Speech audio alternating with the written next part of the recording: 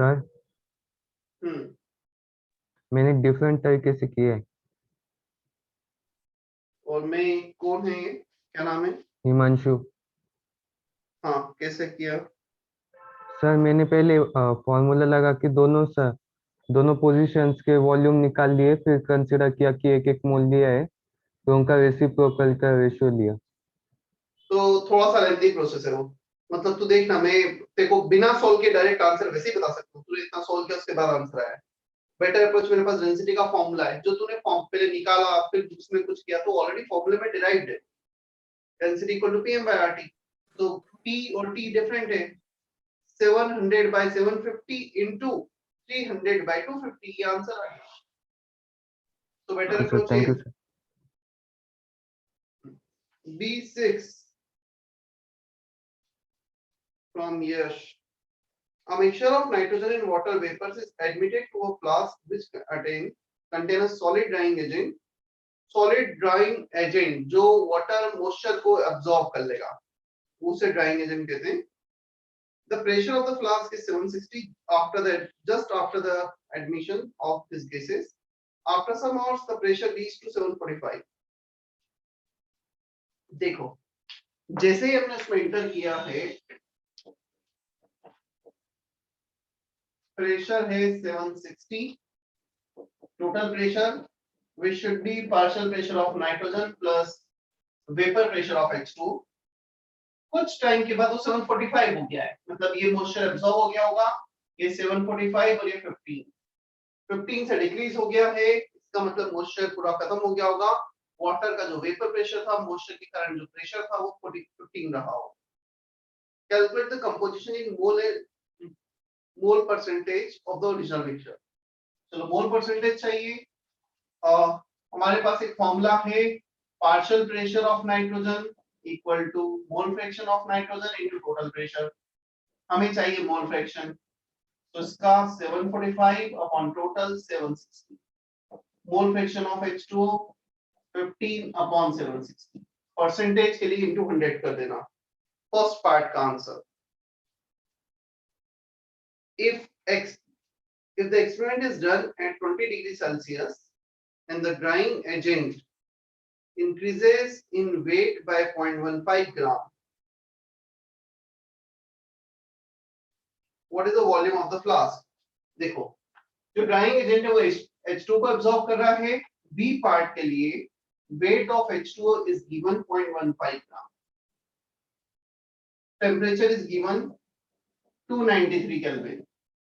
अब तुम्हें वॉल्यूम पूछा है, nRT by P, n 0.15 gram divided by 18, number of moles of water, R का वैल्यू 1/12, टेम्परेचर 293 अपॉन प्रेशर, यहाँ पर प्रेशर हो गया, इसका partial pressure of H2O is 15 by 760 atmosphere में कन्वर्ट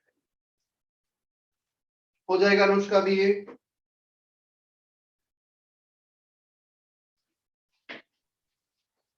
सर अनुष्का नहीं है।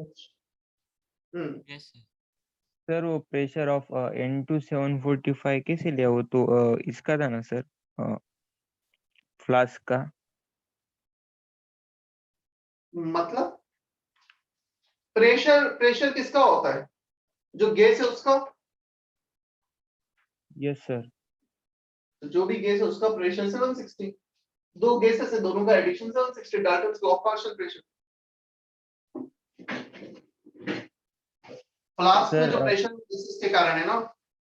यस सर, मतलब वो डायरेक्टली 745 नाइट्रोजन का ही होगा ना सर सिर्फ में। Yes sir, thank you sir. Next,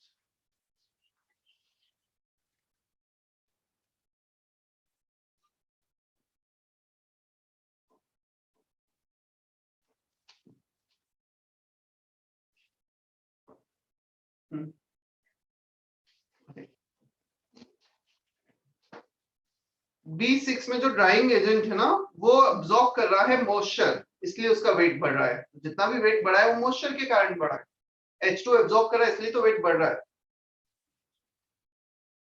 next है B5 from Tanisha. B5, a container holds 22.4 liter of a gas at 1 atm pressure and 0 degree, मतलब STP condition है 1 mole हो गया है. The gas consists of a mixture of argon, oxygen and sulfur dioxide. So the total pressure is 1 atmosphere. Here at STP condition मतलब total moles 1 mole आ गए. O2 और SO2 and AR मिलाकर.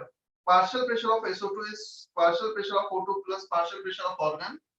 Partial pressure of O2 is 2 times of partial pressure of argon. मतलब अभी chemistry का कम, maths का थोड़ा सा ज्यादा क्वेश्चन हो गया है. लीनियर इक्वेशन बनेगी. The density of the mixture gas will be B5. Tanisha इतना समझ में आता है टोटल मोल्स विल बी 1 क्योंकि सारी कंडीशन एसटीपी वाली है. 1 मोल का वॉल्यूम होता है 22.4. Yes sir. चलो अब पार्शियल प्रेशर ऑफ SO2 दे रखा है हमें. क्या हम पार्शियल प्रेशर ऑफ SO2 को लिख सकते हैं मोल fraction of SO2 into total pressure. Total pressure is also 1. So mole fraction will be moles of SO2 into moles of SO2 upon total moles. वो भी 1 है. So denominator में 1 into pressure भी 1. So whatever the number of moles will be the partial pressure. Here numerically. So number of moles of SO2 equal to partial pressure of SO2 plus मतलब ये हमें दे रखा है first information. Second information दे रखा है moles of O2 will be 2 times of moles of argon. Partial pressure को हमने moles के टर्म में कन्वर्ट कर दिया. दोनों इस moles of O2 को यहाँ पे रखो, SO2 आ जाएगा ऑर्गन के टर्म्स में. 3 इक्वेशन 3 वेरिएबल तीनों के मोल्स आ गए तुम्हारे पास. क्लियर? अब तुम्हें चाहिए डेंसिटी. सो डेंसिटी के लिए वाला फॉर्मूला लगा दो PM average by RT. Molar mass average ले ले. Clear?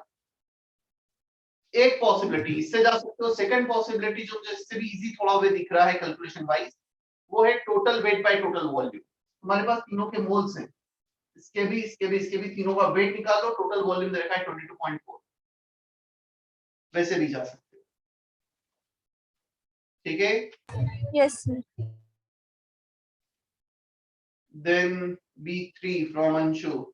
Oxygen and cyclopropane at partial pressure of 570 torr and 170 torr respectively are mixed in a cylinder. What is the ratio of number of moles of this?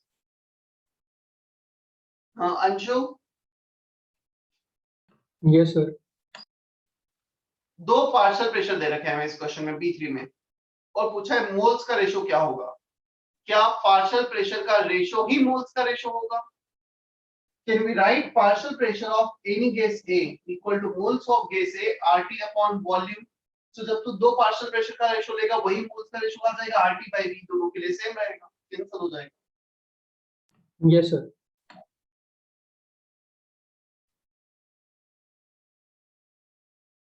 तो answer हो गया 570 by 170. नहीं उल्टा पूछा है मुझसे ऑक्सीजन डिनोमिनेटर में तो फिर हो गया 170 by 570. ठीक है.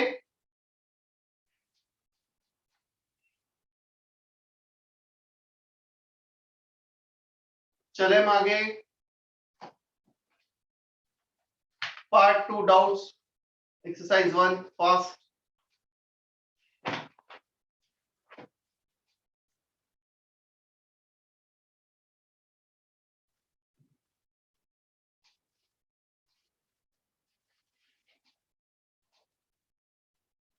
आयुष तो सेक्शन ए पे कैसे है?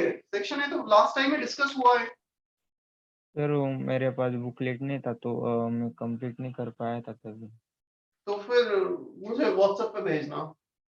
Yes sir. बुकलेट तो नहीं था, रेजोल्यूशन नहीं था क्या तेरे पास? सर था लेकिन वो उस पे थोड़ा प्रॉब्लम आ रहा था. वो ज्यादा जूम आउट हो नहीं रहा था सर. मैंने कुछ क्वेश्चंस किए थे उस पर भी. B3 and B4. B3, a compound exists in the gaseous state. ये क्वेश्चन क्लास में हुआ है. मुझे क्यों ऐसा याद आ रहा है? क्लास में ही मैंने कराया था अनुष्का. चारों ही क्वेश्चंस किए थे हमने क्लास में. Anushka, Yes, sir. ये लेक्चर में हुआ था B3, ध्यान है नहीं है?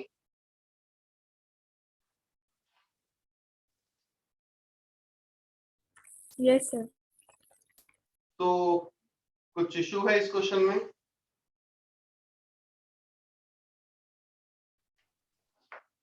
सर वो आपने पार्ट 1 के लिए ना?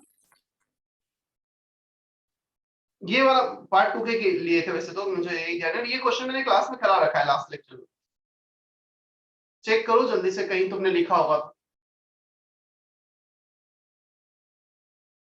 क्योंकि 96 ग्राम था, दोनों का 48 ग्राम हमने लिया था। एक के मोल्स आए थे 0.5, दूसरे के आए थे 1 मोल, टोटल Yes, sir. 1.5 मोल थे। Yes, sir.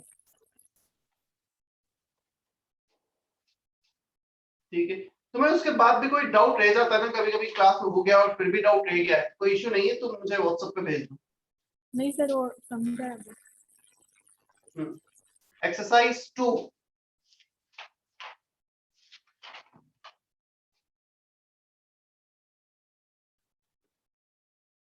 Exercise 2 part 1, type your doubts of exercise 2 part 1.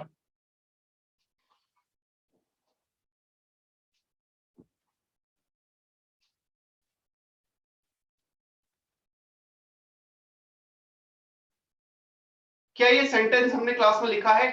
On connecting to और मोर vessel, at the end of the change the pressure or the partial pressure of each gas will remain same. मेरे पास एक vessel है, कुछ late से ये vessel है, हम इसको दूसरे वेसल से रिकनेक्ट करते हैं। इनिशियली यहाँ पर कुछ बीच में स्टॉप कॉक था, जो यहाँ से यहाँ या फिर यहाँ से गैस को पास नहीं होने देगा। यहाँ पर कुछ लेट से प्रेशर है, फिर 3 डिफरेंट गैसेस है यहाँ पर कोई 2 गैसेस है और दोनों का प्रेशर भी सबका अलग अलग है। जब तुम इसको कनेक्ट करोगे, ये वॉल्व ओपन करोगे, the partial pressure of each gas and the total pressure will remain same in this connecting vessel. चाहे वो 2 कनेक्टिंग वेसल हो, 3 हो, 4 हो, चाहे उनका टेम्परेचर भी डिफरेंस हो। पता है गैस एक वेसल से दूसरे वेसल तक तब तक मूव करेगी जब तक कि दोनों में प्रेशर सेम नहीं होता। जहां दोनों में प्रेशर सेम हो गया, अभी भी मूवमेंट तो होगा, but the net movement becomes zero. Clear? So the movement of gases will be there till the pressure of both the vessel becomes equal. Okay. ये लिखा था, वैसे नहीं लिखा था हमने। प्रेशर इक्वल होने तक वेसल में मतलब मूवमेंट होता है। नहीं लिखा है तो लिख लो एक सेंटेंस।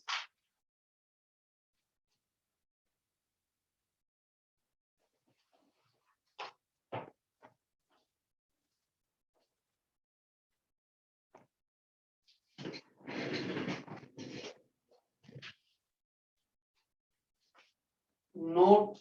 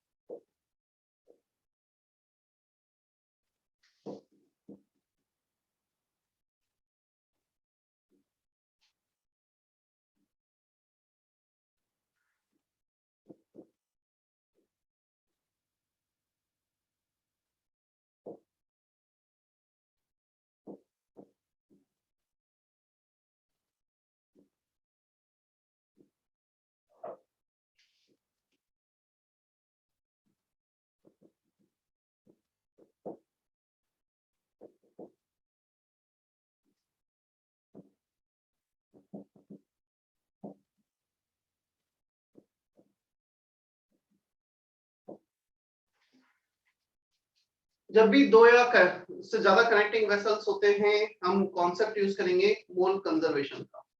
मोल कंजर्वेशन का कॉन्सेप्ट मतलब क्या होगा पता लगेगा अभी। चलो क्वेश्चन नंबर अंशु A3 क्या टाइप कर रहा है? What is this A3? Anshu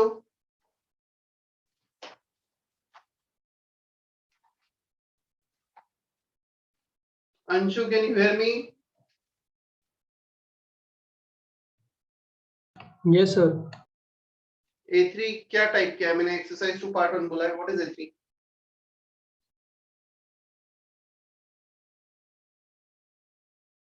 sir वो गलती से टाइप हो गया सर। तो A3 की जगह क्या था? फिर कुछ और था क्या?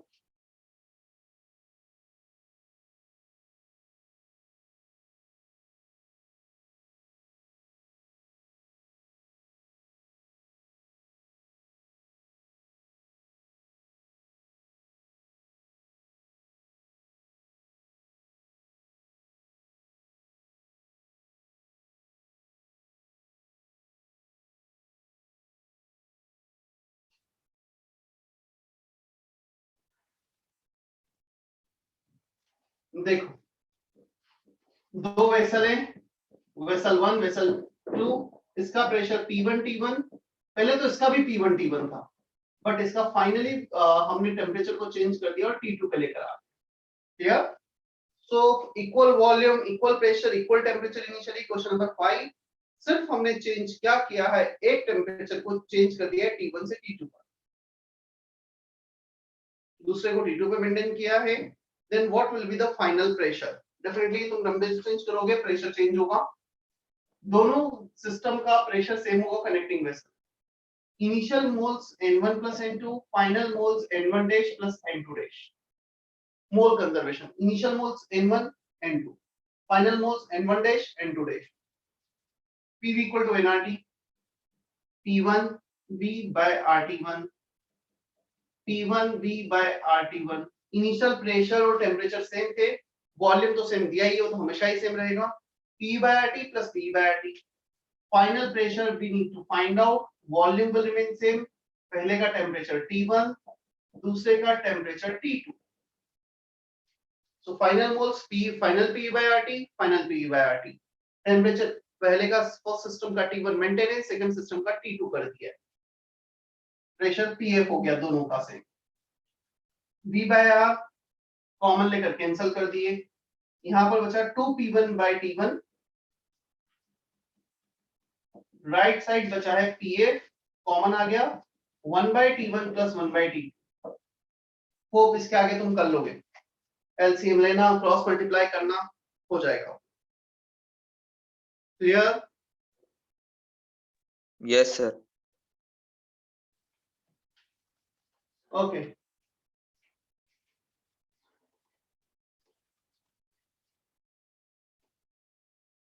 हम कहीं भी कुछ भी चेंज करेंगे, यहाँ पर हमने T1 से T2 पे लेके आए, इसका टेम्परेचर चेंज किया तो इसका प्रेशर चेंज होगा, इसका प्रेशर चेंज होगा, तो डेफिनेटली वो दोनों कनेक्टिंग है, दोनों का फाइनल इक्वल प्रेशर होगा, तो वो प्रेशर यहाँ पे भी रिफ्लेक्ट, यहाँ पे कम हो गया प्रेशर तो गैसेस यहाँ मूव कर जाएंगे, यहाँ पे ज्यादा हो गया प्रेशर तो गैसेस यहाँ पे मूव कर जाएंगे। मूवमेंट तो होगा ही, कहीं भी एक भी जगह चेंज करेंगे। और इसका एक सिंपल सा एग्जांपल लेता हूँ, तुमने देखा होगा समर सीजन में वो क्या बोलते हैं उसके, वो एग्जैक्ट नाम भूल गया, काफी बार वो एक सा सर्कल से बनते हैं एयर के, क्या बोलते हैं उसे? Tornado sir. हाँ टॉर्नेडो। तो वो जो बनते हैं ना उसका पता है क्या रीजन रहता है? कहीं पे टेम्परेचर बहुत ज्यादा हो जाता है अर्थ सरफेस का, कहीं पे कम रह जाता है, तो टेम्परेचर ज्यादा होने के कारण वहां पे प्रेशर डिक्रीज हो जाता है, प्रेशर डिक्रीज होता है तो गैस वहां पे मूव करती है दूसरी जगह से, तो कनेक्टिंग है पूरा एटमॉस्फेयर। तो जहां भी प्रेशर कम होगा हाई प्रेशर से लो प्रेशर पे मूव करेंगे। क्लियर? तो एक जगह टेम्परेचर कम दूसरी जगह ज्यादा, उसके कारण वो सारी चीजें क्रिएट होती है। Next question number 4, a vessel of volume 5 liter contains this many gram nitrogen at this temperature, the pressure of the gas if 30% of its molecule dissociates into atom ये उस टाइप का क्वेश्चन है, वो A2A जो दे रखा था ना, देखते हैं चलो।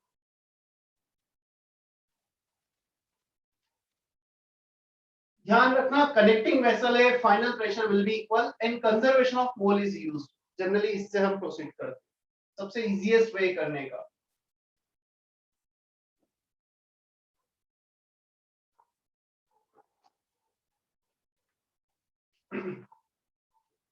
Fourth question,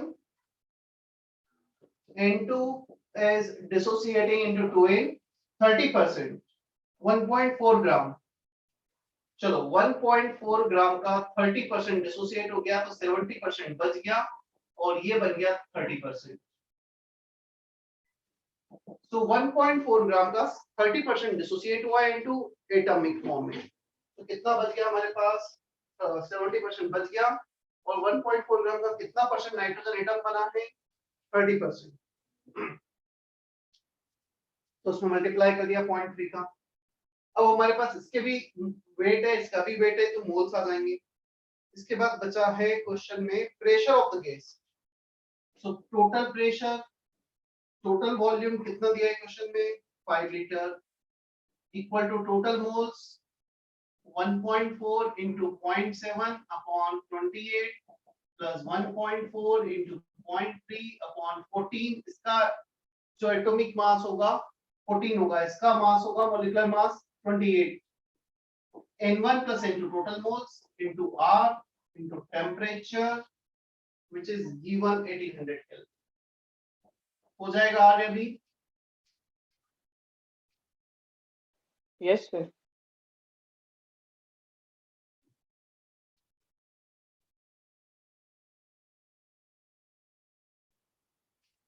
Then है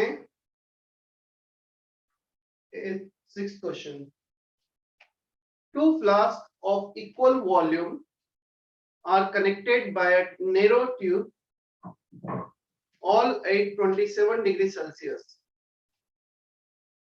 and contain 0.7 mole of H2 at 0.5 atm।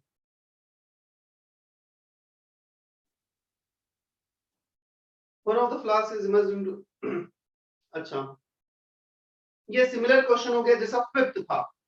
Six question में सिर्फ वैल्यूज दी और फिफ्थ क्वेश्चन में वेरिएबल में डील कर रहे थे। दो वेसल है, दोनों का equal volume, equal temperature, equal pressure. Second वाले फ्लास्क का टेम्परेचर अब T2 कर दिया, 27 से 127 कर दिया। तो फाइनल प्रेशर बताना, मतलब इवन तुम डायरेक्ट फॉर्मूला यूज कर सकते हो ऊपर वाला, राइट? एग्जैक्टली सेम क्वेश्चन है, सिर्फ यहाँ पर टेम्परेचर ऊपर कम किया गया था, यहाँ बढ़ाया है, बट फॉर्मूला तो सेम ही आएगा। कर पाओगे क्या अभी? सर वो आंसर मेरा 0.6 आ रहा था इसलिए। 0.6 आ रहा है, पीछे क्या दिया है? Option A. चलो मुझे ये बताओ फिफ्थ का आंसर क्या है? फिफ्थ का आंसर क्या है?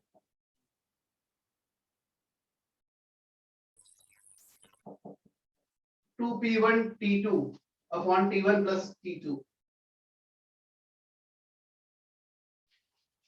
So final pressure 2 times of initial pressure 0.5, temperature T2 is 400 Kelvin, 300 plus 400, ये 20 cancel, ये 1, 4 by 7, 40 by 7,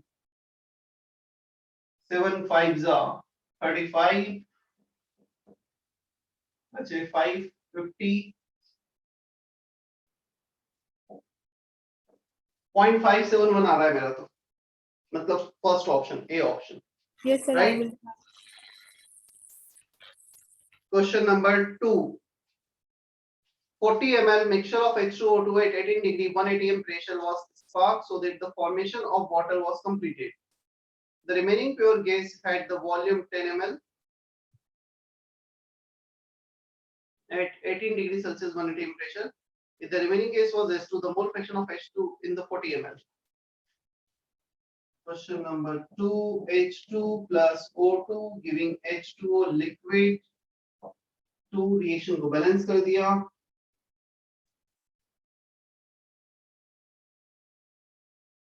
ml टोटल था हमारे पास,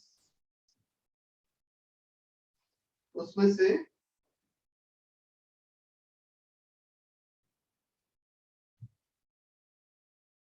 टेन ml बच गया है।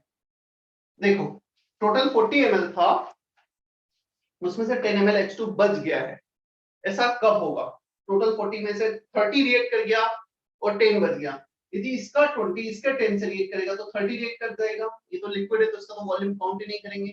The volume of liquid and solid is negligible with respect to gas. तो इसका initial यदि 30 ml है, उसमें से 20 ml रिएक्ट कर गया, बचा 10 ml। इसका 10 ml है, उसमें से 10 रिएक्ट कर गया, बच गया 0 ml। तो 2:1 के रेशो में रिएक्ट कर रहे हो, 10 इसका बचा है, टोटल 4 40 में से 3 रिएक्ट कर रहे हैं, 30 20:10 जस्ट बाय ऑब्जर्वेशन। इसमें कुछ भी ऐसा अलग से नहीं था। तो इनिशियल पूछा है फ्रैक्शन कितना है H2 का। चलो इनिशियल फ्रैक्शन निकाल लेते हैं। H2 30 है आउट ऑफ 40, 75%, 0.75।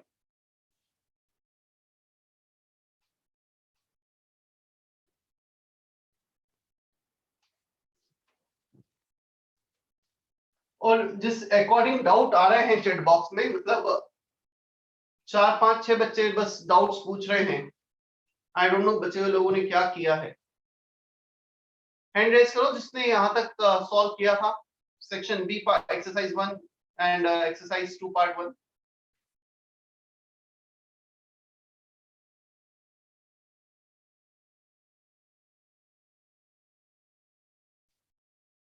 अंशु, आशीष, अथर, लोकेश, निर्मति, क्या कर रहे हो तुम लोग? क्यों नहीं हुआ है? सर एक्चुअली एक्सरसाइज 2 का मेरे को पता नहीं था, मैंने एक्सरसाइज 1 का पूरा कर लिया। स्वानंद, तन्मय, क्या किया है तुम लोगों ने? समीक्षा,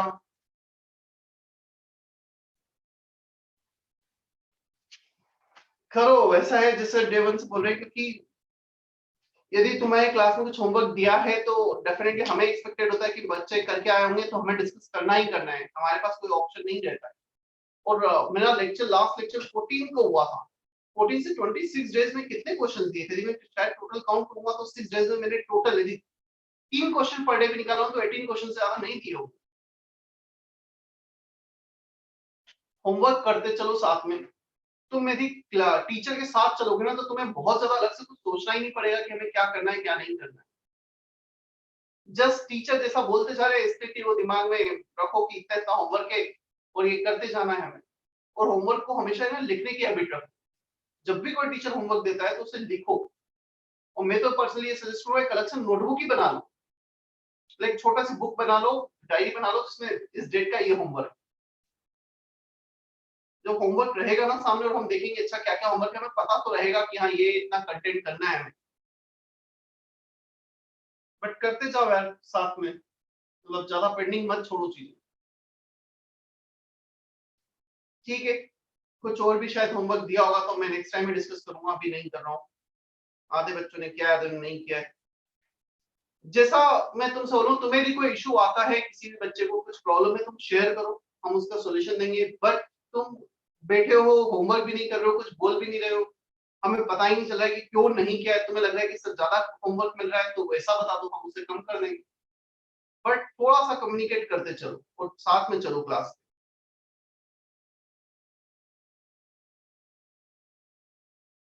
मतलब वी आर एक्सपेक्टिंग कि चलो तुम्हारे बैच से तो हर एक बच्चा आईआईटी एडवांस में सेलेक्ट हो, तो थोड़ा सा तुम भी अपने एंड से मतलब एक्स्ट्रा इनपुट्स दो। कुछ प्रॉब्लम है तो शेयर करो, क्योंकि तुम्हें उस दिन भी बुलाया गया था सेंटर पर, यही पूछा गया था तुम्हें कुछ इशू है, प्रॉब्लम है तो बताओ। और जो भी तुम्हारे इशू प्रॉब्लम थे उसे एड्रेस किया गया। और एटलीस्ट केमिस्ट्री में तो मुझे जहां तक पता है किसी बच्चे का कोई इशू था नहीं, तो नहीं था तो केमिस्ट्री का तो करते चलो। तो नेक्स्ट टाइम ओम, पवन, समर, समीक्षा, तन्मय, मैं तुमसे एक्सपेक्ट कर रहा हूँ कि जितना होमवर्क दिया जाएगा करोगे, right? Yes sir, exercise 1 complete. तो एक्सरसाइज 1 तो कंप्लीट होने ही था, उसमें बचा क्या था सेक्शन बी में? 4 क्वेश्चन क्लास में करा दिए और 6 क्वेश्चन होमवर्क में थे। सब कुछ करो ना, ऐसा नहीं था कि बहुत ज्यादा दिया, बहुत ज्यादा दिया तो तुम वो भी बोलो क्लास सर ज्यादा होमवर्क, थोड़ा सा कम कर दो, नहीं हो पाएगा नेक्स्ट टाइम। चलो चले हम आगे।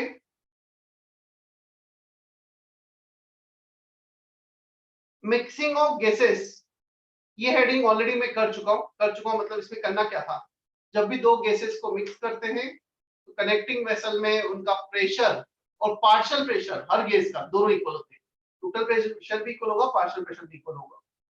तो इसमें मुझे बहुत ज्यादा कुछ एक्स्ट्रा नहीं कराना है। फिर हम आते हैं सीधे ग्राम्स लॉ पर।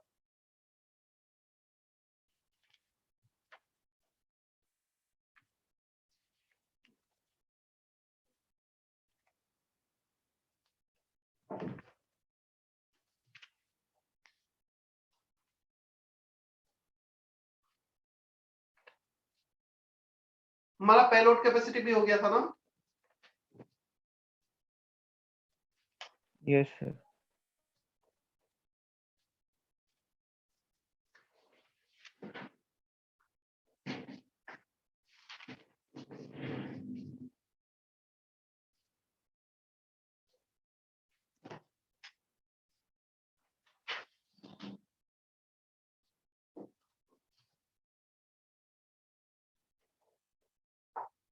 और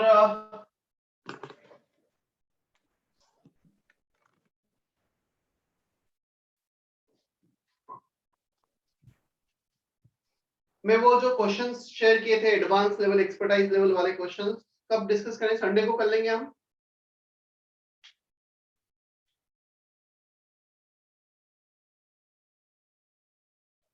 तो संडे को कर लेते हैं कभी भी, रफली 1 आवर कभी भी निकाल कर।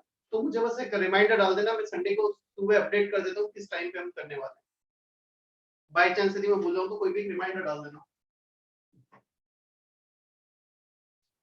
अगेन जैसा मैंने बोला है, सबसे पहले प्राइमरी रिक्वायरमेंट है कि हम एक्सरसाइज 1, एक्सरसाइज 2, एक्सरसाइज 3 करें, फिर वो क्वेश्चन करें। पहले बेसिक फंडामेंटल जेई लेवल तक अच्छे से करें, क्योंकि उसमें मैं ये एक्सपेक्ट नहीं करूंगा कि 20 क्वेश्चन से तो तुमसे 10, 12, 15 क्वेश्चन पूछो। हाँ 20 में से डेफिनेटली 3, 4, 5 डाउट्स होंगे, कोई प्रॉब्लम नहीं। बट यदि 12, 15 डाउट्स पूछ रहे हो, मतलब तुम्हारे बेसिक स्ट्रांग नहीं है, फिर तुम वो कर रहे हो तो बहुत ज्यादा सेंस नहीं बनेगा।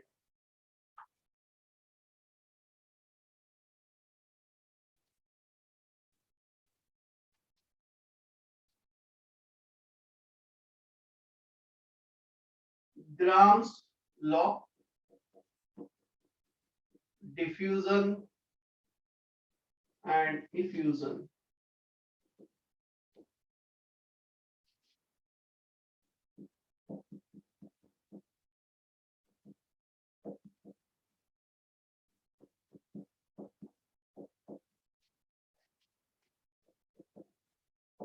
कल डीपीपी डिस्कस हो गए थे? 3 हुए थे सर। ठीक है, शायद सर की तबीयत कुछ खराब थी ना कल, कुछ हुआ था क्या लेक्चर में?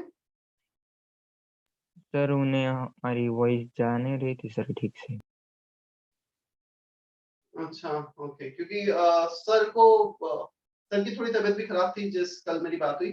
फिर उनके कुछ उन्होंने टेस्ट वगैरह कराए, फाइनली उन्हें डेंगू मतलब डिटेक्ट हुआ। तो मतलब मुझे ऐसा बताया था कि क्लास में शायद वो थोड़ा सा चक्कर वगैरह भी आ गए थे या कुछ ऐसा भी हुआ था। It is the intermixing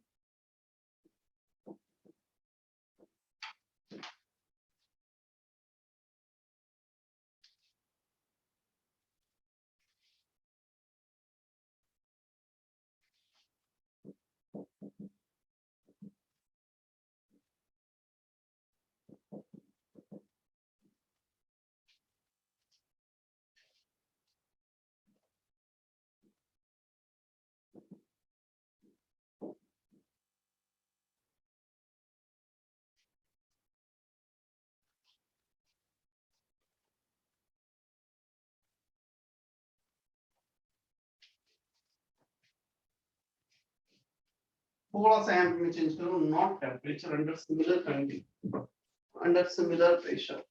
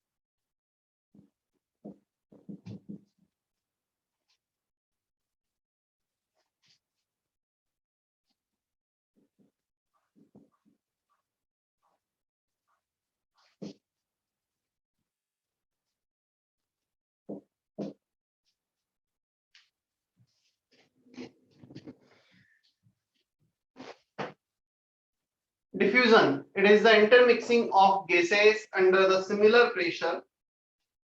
Diffusion, it is the escaping of gas molecules through a tiny hole under the pressure difference. Diffusion बिना प्रेशर डिफरेंस के हो रहा है, effusion प्रेशर डिफरेंस में हो रहा है. मैं दोनों के एग्जांपल लेता हूं तो इजीली समझ में आएगा कि क्या है डिफ्यूजन और क्या है effusion. जिस रूम में अभी हम बैठे हैं, if we open the window of the room, here कुछ गैसेस मॉलिक्यूल्स अंदर से बाहर जाएंगे, कुछ गैसेस मॉलिक्यूल्स बाहर से अंदर आएंगे एटमॉस्फेयर से. शायद सुबह का टाइम हमें थोड़ा सा ठंडा भी फील होगा, ये हम ओपन करेंगे. क्या रूम का प्रेशर और आउटसाइड प्रेशर दोनों वन एटमॉस्फेयर है? अथर कितना प्रेशर है रूम का और बाहर का? सेम है सर. Same है. Still gases are moving, gases are intermixing with each other. So under the similar pressure, this is called diffusion process. Under the similar pressure, the gases are mixing with each other. Diffusion process, LPG cylinder से gas का leak होना, high pressure से low pressure पे जाना through a tiny whole. एक balloon में छोटा सा होल करना, टायर को पंचर करना, ये diffusion प्रोसेस होगा. गैसेस का movement under the pressure difference. Is that okay? Yes sir. Yes, sir. चलो चले हम आगे. दोनों में हमने डिफरेंशिएट कर दिया डिफ्यूजन इफ्यूजन में. अब जितने भी मैथमेटिकल रिलेशंस हैं, जो भी हम फॉर्मूले देखने वाले हैं, all are same, clear for both. तो कहीं कंफ्यूज मत होना. किसी प्रोसेस में तुम्हें पढ़ के ऐसा लग रहा है कि ये तो इफ्यूजन है, बट यहाँ पे पूछा डिफ्यूजन. तो बोथ आर सेम थिंग, कोई डिफरेंस नहीं है मैथमेटिकली, क्लियर. तो कहीं कंफ्यूज मत होना, सबका सेम ही रिलेशन है. अच्छा, आर्य, Yes, sir. Yes, sir. इसके लेक्चर नोट्स हैं ना तेरे पास, जो हमने पहले किया था ग्राम्स लॉ के Yes, भी? sir. Yes, sir. तो ग्राम्स लॉ को मुझे जल्दी से पिक्चर सेंड कर. कुछ जो बेसिक डेफिनेशंस वगैरह हैं वो मैं शेयर करके बता देता हूँ. व्हाट्सएप पे शेयर कर रहा है फोटो? Yes, sir. ठीक है, कर, मैं वेट कर रहा हूँ. तो उसके जो डेफिनेशन है, फॉर्मूले, वो मैं शेयर करके एक्सप्लेन कर देता हूँ.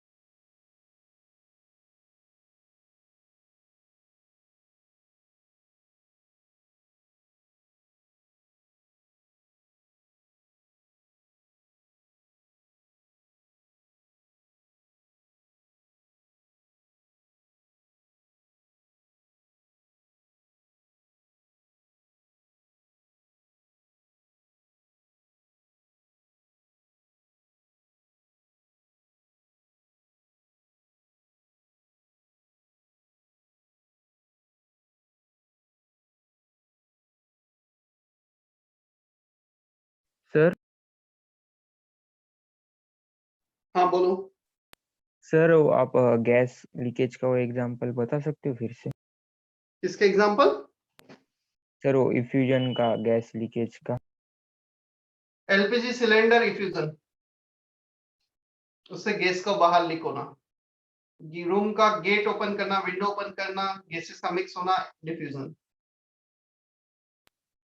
सर मतलब जब वो गैस लीक होता है सर, तब वो हाई प्रेशर से लोअर प्रेशर में जाता है ना? Yes sir. Thank you sir.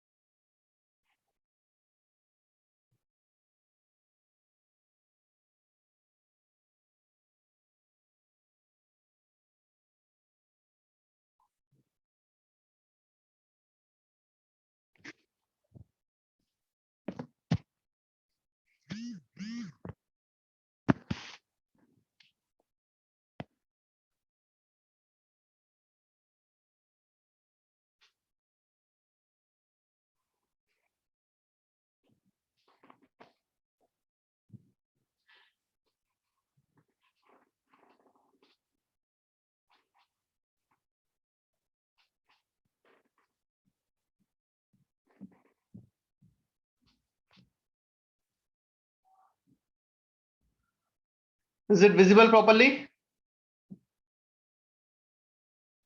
Yes sir.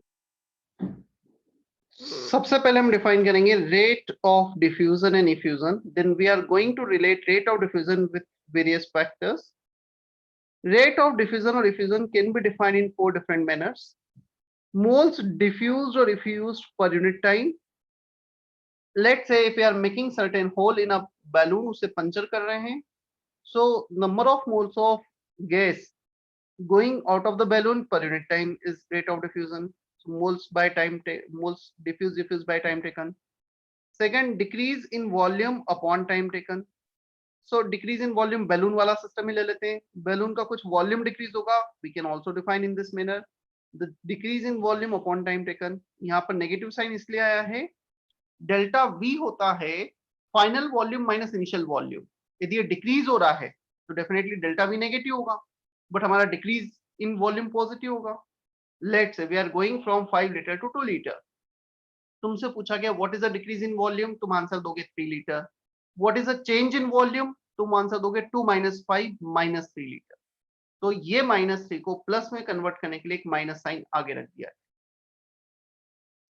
Next, decrease in pressure upon time taken. ये कब डिफाइन कर सकते हैं, टायर और vehicle tires when they get punctured. So in that scenario the pressure will decrease, the decrease in pressure upon time taken. And the last one is distance traveled by the molecule upon time taken. अब distance traveled कैसे define करेंगे. Late से हमारे पास कुछ एक narrow tube है, यहां से दो गैसेस डिफ्यूज होना स्टार्ट होती हैं. First gas will reach up to here, second gas will reach up to here. एक ने इतना डिस्टेंस ट्रेवल किया गिवन टाइम में, दूसरे ने इतना किया. इसका रेट ऑफ डिफ्यूजन ज्यादा होगा जिसने कम डिस्टेंस ट्रेवल किया है, जिसने ज्यादा कर लिया.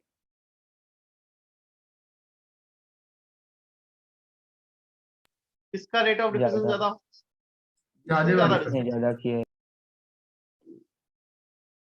So we can also define in this manner distance traveled upon time taken. अब आते हैं हम ग्राम्स लॉ पर. So Gram's law, this is experimentally derived law. Experimentally derived law से क्या फायदा होगा हमें? This is applicable on the gases which are present in our nature. जो हमारे नेचर में रियल गैसेस प्रेजेंट है, जरूरी नहीं कि आइडियल गैस के लिए, तो रियल आइडियल सबके लिए वैलिड होगा. Rate of diffusion and effusion proportional to partial pressure of the gas upon molar mass of the gas, under root of molar mass of the gas. जितना ज्यादा pressure होगा, partial pressure होगा gas का, उतना ज्यादा वो diffuse होगा, उतना फास्ट वो डिफ्यूज होगा. जितना ज्यादा मोलार मास होगा, greater the molar mass, heavier the gas, उतना कम मूवमेंट होगा गैस का. तो यदि कोई गैस हैवी है तो कम मूव करेगी, किसी का प्रेशर ज्यादा है तो ज्यादा मूव करेगी. तो सिंपल सा लॉजिक है इसमें, और ये एक्सपेरिमेंटली डिराइव किया गया है. क्लियर. प्रोपोर्शनलिटी कांस्टेंट के आ गया है यहाँ पर. It is if temperature is also changing, generally तो टेम्परेचर सेम रहता है, बट यदि टेम्परेचर भी चेंज हो रहा है, दो सिस्टम को कंपेयर कर रहे हैं, तो टेम्परेचर की डिपेंडेंसी कुछ इस वे में आएगी. Rate of diffusion is proportional to Kp upon root m into T, where T is temperature. So mainly हमें ध्यान रखना है, रेट ऑफ डिफ्यूजन और effusion is proportional to P by root m, और यदि टेम्परेचर है तो टेम्परेचर नीचे आ जाएगा. चलो कॉपी करो इतना. तुम्हें यहां से लेके यहां तक इतना कॉपी करना है.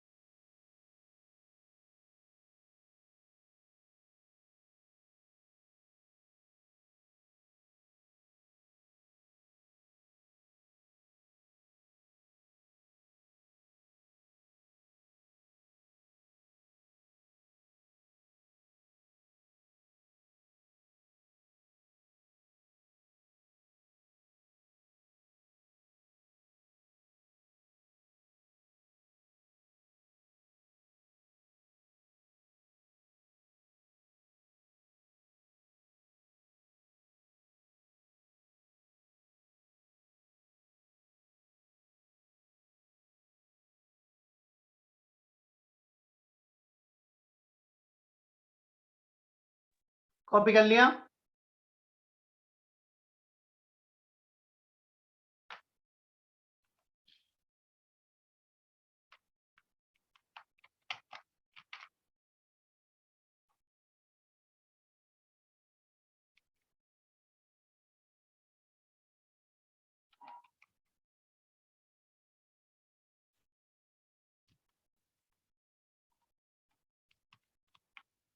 कॉपी हो गया है? बोलो, am I audible or not? Yes sir. Copy हुआ है नहीं हुआ है? सर लास्ट पे पॉइंट लिख रहा हूँ।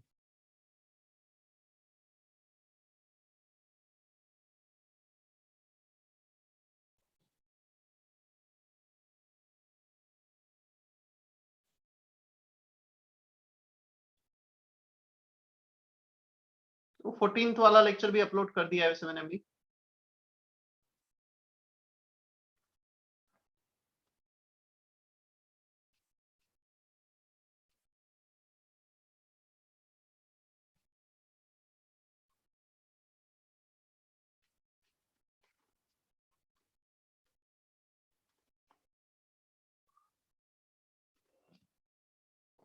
ओके, पहले सुनना फिर कॉपी करना। इफ प्रेशर इज कांस्टेंट और नॉट गिवन, दोनों कंडीशन में, या तो हो सकता है हमें पार्शियल प्रेशर प्रेशर दिया ही ना हो या फिर कांस्टेंट हो, then we can write rate of diffusion is directly proportional to 1 by root m। सबसे ज्यादा यही फॉर्मूला यूज आता है। क्लियर? काफी क्वेश्चंस में प्रेशर या तो दिया ही नहीं होता है, सेम दिया होता है। डेंसिटी का हमारे पास फॉर्मूला है pm by rt। सो यदि प्रेशर टेम्परेचर सब कुछ सेम है तो density and molar mass are proportional to each other. So in place of density we can also write, sorry, in place of molar mass we can also write density of the gas।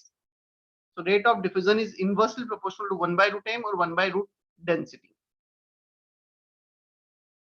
चलो अब दो gases के rate of diffusion का ratio लेते हैं। Rate of diffusion of A upon rate of diffusion of B, partial pressure of A upon partial pressure of B. हमारे पास formula था rate is proportional to partial pressure upon molar mass. सो दोनों का ratio ले लिया, P A upon root M, P B upon root M B. Clear? Partial pressure को Dalton's law से replace कर दो, ये यहाँ पर लिखा हुआ है mole fraction into total pressure. So mole fraction total pressure ऊपर नीचे कैंसिल आउट हो जाएगा, बच गया इतना part. Mole fraction can also be replaced by moles of A upon total moles। So moles of A upon total moles, ऊपर और नीचे total moles cancel, moles of A upon moles of B आ गया। मैंने यहाँ पर inside mention किया गया है। inside इसलिए mention किया गया है, ये वो mole fraction है जो सिस्टम के अंदर है। एक mole fraction वो भी होता है जो डिफ्यूज होकर बाहर चला गया है। So this is the present inside the system। Now moles can also be written as weight by molar weight। So जब तुम weight by molar weight लिखोगे तो weight upon molar weight of A, weight of B upon molar weight of B। Already molar weight of A B के power में half था, एक और आ गया 1। सो 1 प्लस हाफ 1, 3/2 हो जाएगा। चेक करो सबसे पहले तो ये रिलेशन, क्या इतना हमें समझ में आ रहा है? Take your time. लिखने का नहीं बोल रहा हूँ, पहले मैं समझने का बोल रहा हूँ कि ये कैसे आया, एक से दूसरा कैसे डिराइव हुआ है।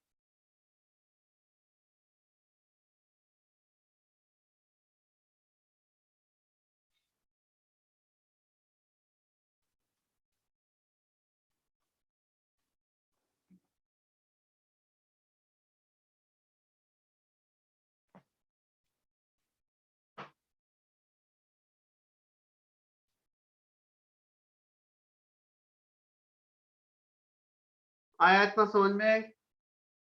कैसे पार्शियल प्रेशर को मोल फ्रैक्शन और मोल फ्रैक्शन को मोल्स और मोल्स को वेट के टर्म्स में कन्वर्ट किया है।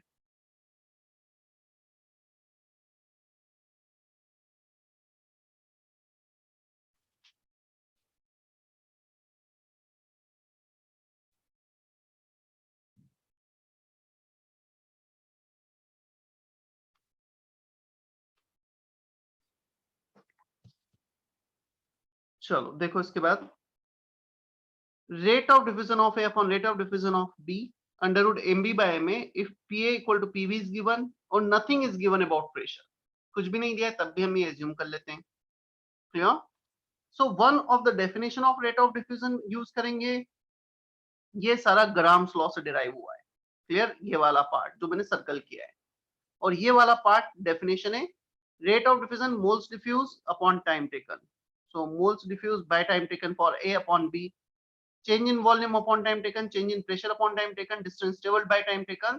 तो ये जो नीचे लिखा हुआ है, जो हमने ब्लू सर्कल से ये किया है, ब्लू कलर से, इसमें बेसिकली ये वाला पार्ट, ये डेफिनेशन है, 4 डेफिनेशंस हैं, so we need to use any one of the definition, depends on the given information, and this one are the formula use from Gram's law, so हम इनमें से एक कोई यूज करेंगे और इसमें से एक डेफिनेशन से इक्वेट करेंगे ड्यूरिंग न्यूमेरिकल्स कैलकुलेशंस। चलो कुछ एग्जांपल्स देखते हैं तो हमें थोड़ा सा और समझ में आएगा। कॉपी करना बाकी है ना अभी तुम्हारा? Yes sir. कॉपी करो। स्वानंद का मैसेज था, sir x is the distance travelled, x is mole fraction, ऊपर वाला x, ये वाला x बोल रहा है ना स्वानंद?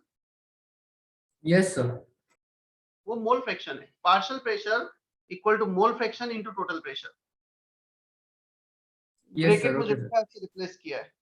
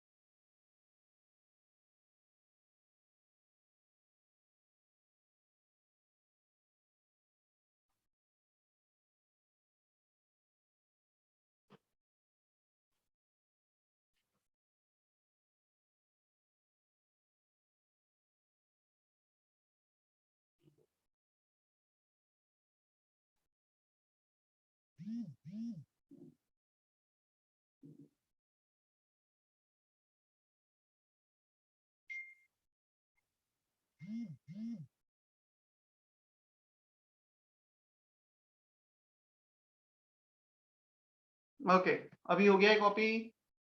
No sir.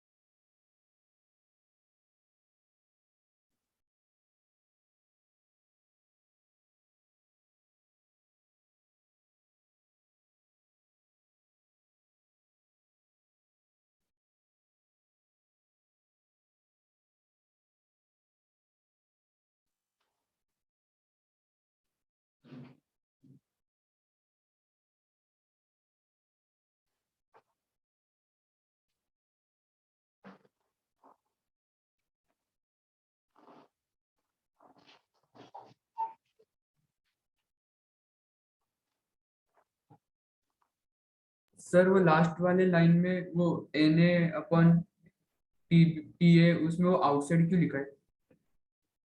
देखो, rate of diffusion is defined as moles diffuse per unit time. तो जो मोल डिफ्यूज हो गए जो सिस्टम से बाहर जा चुके हैं, so this is for the moles which are going out of the system। यहाँ पे था partial pressure inside the system, mole fraction inside the system, these are the moles present inside the system। so एक confusion ना हो, ये Na upon Nb और ये Na upon Nb, इसलिए ऐसा लिखा है, राइट। Yes sir. तो ऊपर जो ग्राम्स लॉ है उसमें प्रेजेंट इनसाइड है, जो डेफिनेशन है उसमें going out of the system, जो आउटसाइड जा चुके हैं।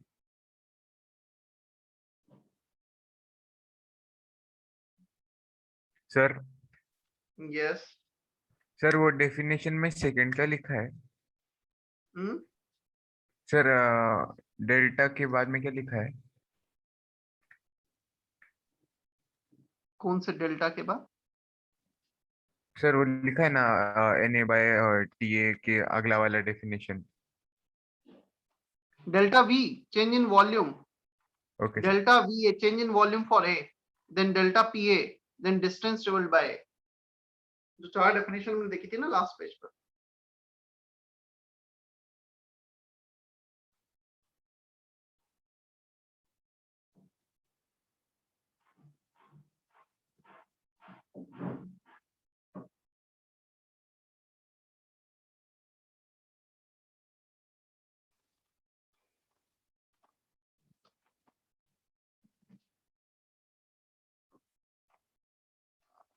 सर सर वो rate of A upon rate of B is equal to Na upon वो टी में टेम्परेचर है सर। वो T टेम्परेचर है। कौन सा T? सर वो लास्ट में TA अपॉन TB वो T। टाइम टेकन है, ये डेफिनेशन में टाइम टेकन है sir. Yes sir, thank you sir. चलो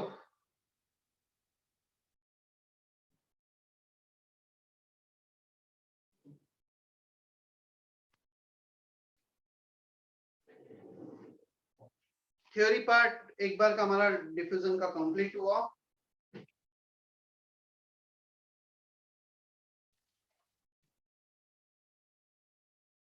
क्वेश्चंस बहुत ज्यादा नहीं हो पाए हैं, जो ज्यादा क्या मतलब कुछ भी नहीं हो पाए। एक क्वेश्चन मैं कर देता हूं, D1 एक्सरसाइज 1 पार्ट 1 का, based on grams law. The rate of diffusion of two gases A and B are in the ratio 1:4. If the ratio of their masses present in the ratio 2:3, then the ratio of mole fraction is। हमें D1 में दे रखा है rate of diffusion of A upon rate of diffusion of B is 1/4। First information हमें ये दे रखा है, clear. Second information हमें दे रखा है the ratio of their masses present, मतलब weight of A upon weight of B is given, WA upon WB is given 2/3, और मोल fraction का रेशियो पूछा है। Okay, rate of diffusion of A upon rate of diffusion of B, moles of A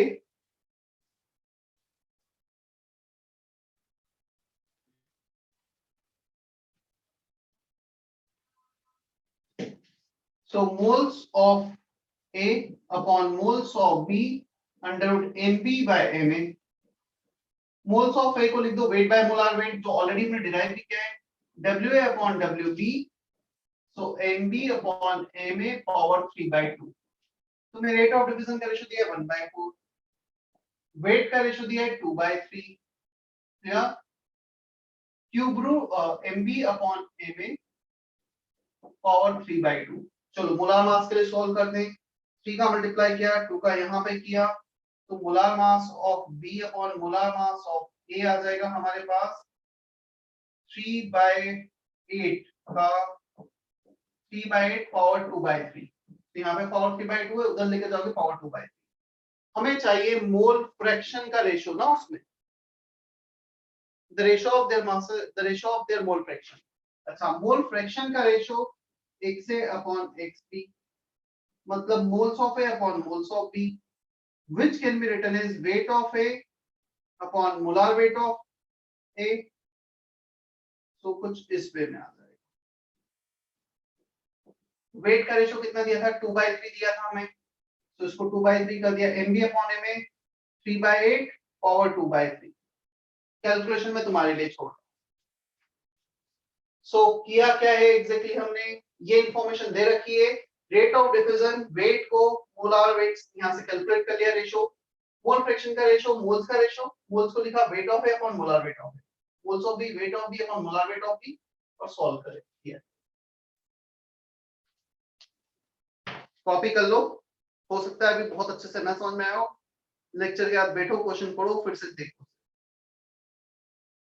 अच्छा, पहले मैंने exercise 2 तक homework दिया था, कहां तक दिया था? सॉरी, एक्सरसाइज 2 पार्ट 2 तक, या पार्ट 3 पार्ट 4 भी दिया था? 3 भी दिया था सर। पार्ट 3 तक। पार्ट 3 तक था।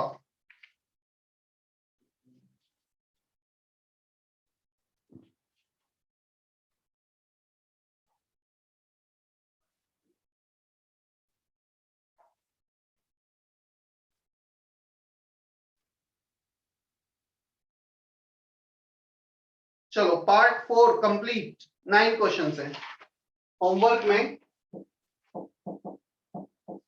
एक्सरसाइज 2 पार्ट 4 कंप्लीट, 9 क्वेश्चंस हैं।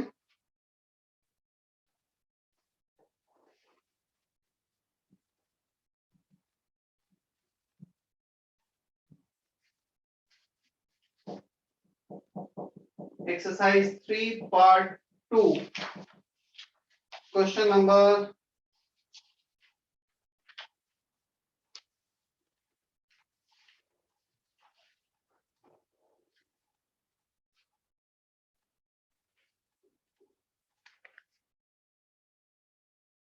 2, 6,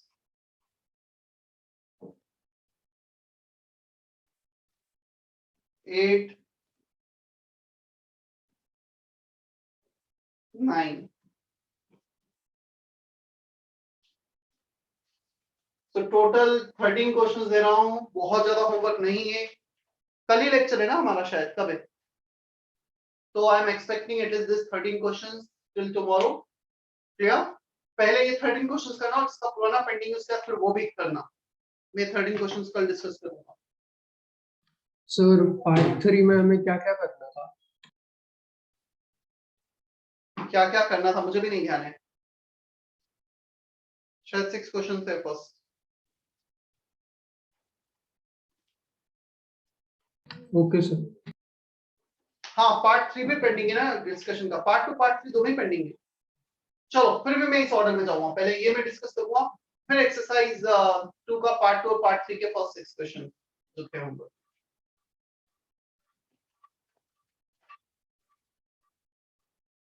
Okay, I am ending the session now.